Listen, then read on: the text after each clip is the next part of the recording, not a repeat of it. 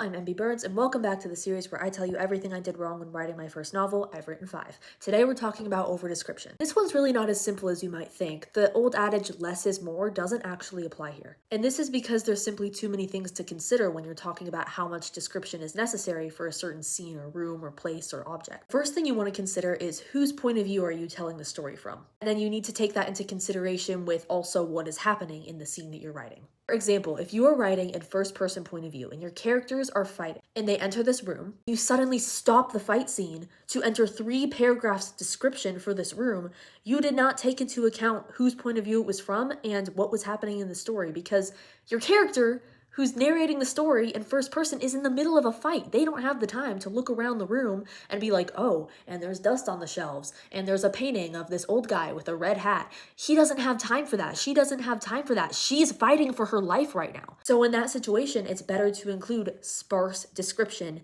if any at all. Very sparse description at that. But for example, if your character is walking through a park, they're obviously going to notice more detail, so it's okay to include more detail there in a slower paced scene. Less detail equals faster pacing. More detail equals slower pacing. And make sure to keep in mind what kinds of things your character would notice. For example, if your character likes fashion, they might pay attention to people's outfits. If your character doesn't care about fashion, then they're not going to notice anyone's outfits. So why are you including describing them from their point of view?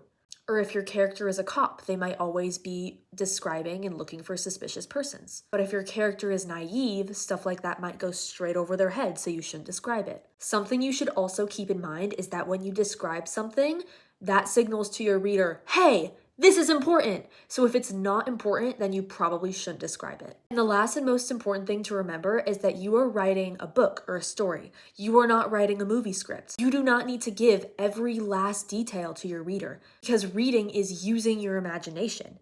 You don't need to tell the reader exactly how the scene looked in your head. You just need to give them enough so that they can imagine it for themselves. As always, get out of your heads and get back to your manuscripts. I hope this helped.